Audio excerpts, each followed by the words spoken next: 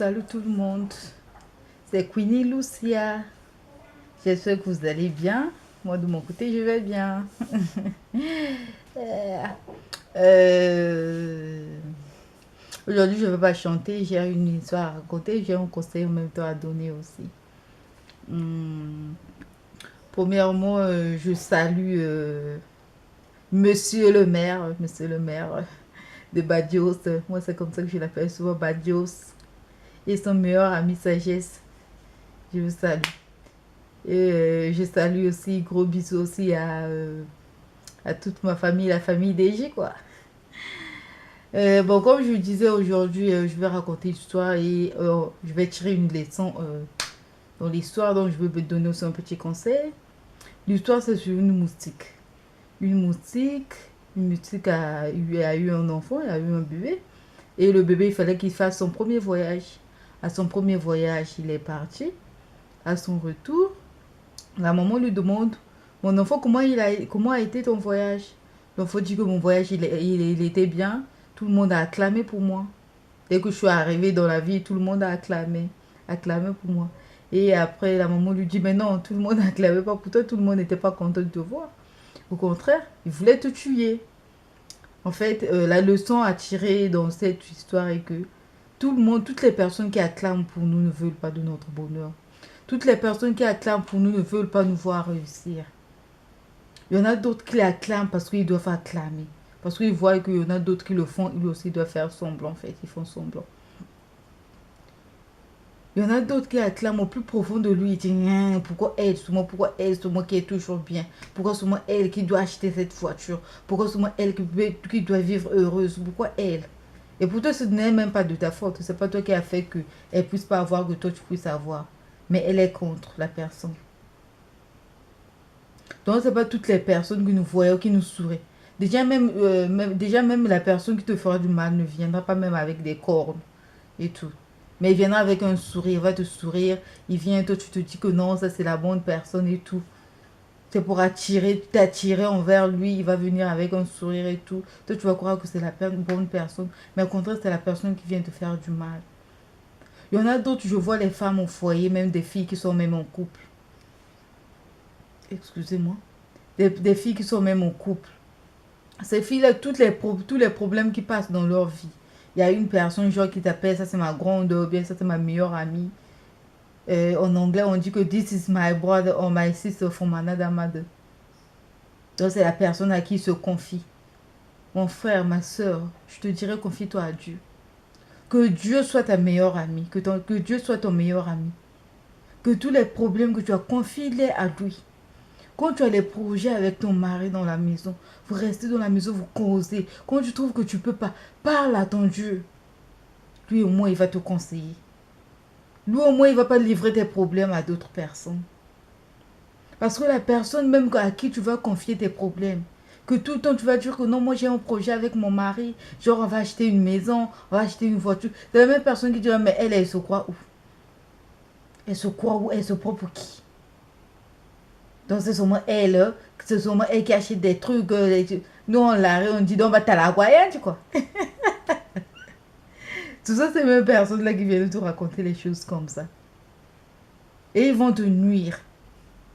Toi tu vas te dire que non mes trucs ne marchent pas. Des fois c'est la personne qui est à côté de toi qui est en train de te nuire. Déjà même Jésus, la personne qui l'a livré, il était à côté de lui. Son propre disciple qui était à côté de lui. Donc les personnes qui nous font du mal ne sortent pas du dehors. Sont les personnes de notre maison. Quand j'ai dit de notre maison, je parle de notre entourage. Les personnes qui mangent avec toi, les personnes qui sont souvent avec toi. J'ai connu des histoires comme ça là. Je connais même un frère, c'est un frère à moi. On était dans la maison, on vivait dans la maison, un voleur est rentré. Mais la maison, il n'était même pas cassé. Et pourtant, c'était une personne bien, qui avait des petits, qui était bien avec tout le monde. Et on a suspecté un petit là. Et puis, on a cherché, on a vu la police, on a dit et tout. La personne qui était venue voler à la maison, c'était une personne qui venait à la maison tout le temps. C'était une personne qu'on aidait, qu'on donnait des trucs. C'est la même personne qui était venue voler. Donc, il avait volé les clés. Quand il est venu nous voir, il a pris les clés. Et nous, on cherchait, il y a une clé qu'on ne voit pas et tout. Nous, bon, on se disait qu'on va revoir la clé. Or, c'est lui qui avait la clé. Et le soir, nous, en dormant, lui, à 2 heures, il est venu avec ses amis. Ils ont volé, ils sont partis. Et c'était une personne qui venait à la maison quand il avait besoin d'aide, on l'aidait. Mais il était encore venu voler. Donc la personne qui te fait du mal ne sortira pas de loin. Il sera toujours proche. Il sera toujours dans l'entourage, de ton entourage. Faisons attention. Et puis essayons à garder les secrets dans nos maisons.